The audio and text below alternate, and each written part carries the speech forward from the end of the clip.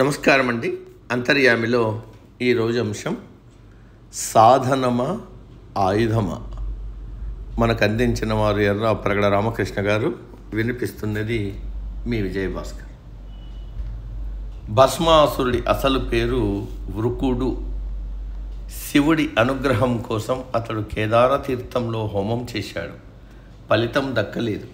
చివరికి గొడ్డలితో తన తలను నరుక్కుని అగ్నికి సమర్పించడానికి సిద్ధపడ్డాడు. పరమశివుడు కరుణించి ప్రత్యక్షమై వరం కోరుకోమన్నాడు.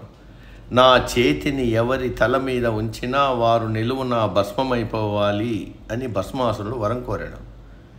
చేసేది ఏమీ లేక శివుడు సరే అన్నాడు. ఆ వర ప్రభావం ఎలాంటిదో చూడాలనిపించి వృకుడు తొలుత శివుడి తల మీదే చేతిని ఉంచబోయాడు. పరమశివుడు పరుగులు తీశాడు. ఇది భాగవతంలోని ఉదంతం. ఆయుధం ఎంతటిదైనా ప్రమాదం లేదు, అది అవివేకి చేతిలో పడేదాకా అని ఒక ఆంగ్ల సామెత. దాన్ని నిజం చేసిన వాడు అశ్వత్థామ. బ్రహ్మ శిరోనామకాస్త్రం అశ్వత్థామ చేతిలో పడి దుర్వినియోగమైన విషయాన్ని భారతం చెప్పింది. అంతకు మించిన బ్రహ్మాస్త్రాన్ని సైతం అర్జునుడు సాధించిన నిగ్రహాన్ని పాటించాడు. ఆవేశం తాను చేయగలిగిన దాన్ని చేసేయాలనుకుంటుంది.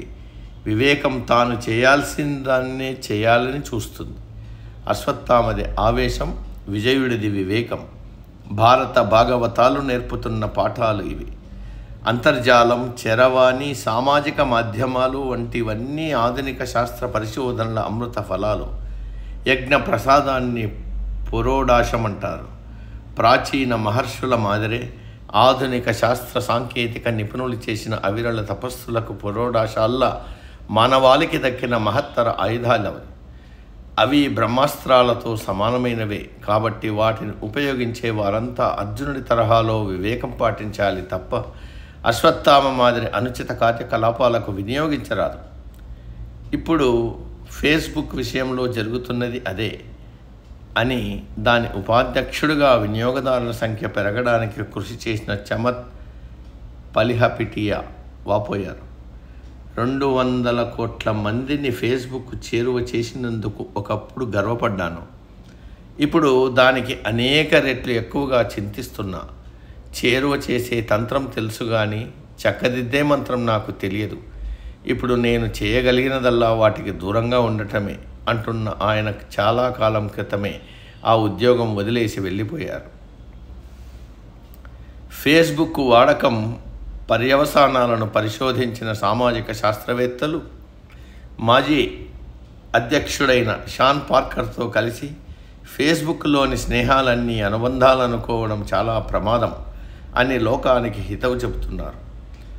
ఆప్తవచనాలకు ఆకర్షితులై అతిగా అనుబంధాలను పెంచుకుంటే ఎదురు దెబ్బలు తప్పవు. మరి అలాంటి సందర్భాల్లో శాస్త్ర పరిశోధనల అమృత ఫలాలు విషతుల్యాలవుతాయి.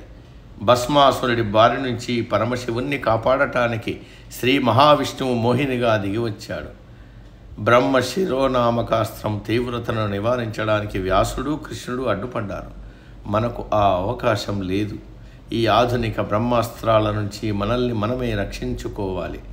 లేకుంటే చివరికి భస్మాసురుడికి ఏమి జరిగిందో మనకు అదే జరుగుతుంది. మనము అశ్వత్థామలమో అర్జునులమో మనమే తేల్చుకోవాలి. సమాప్తం. సర్వే జన సుఖినో భవంతు. అందరూ బాగుండాలి, అందులో మనం ఉండాలి.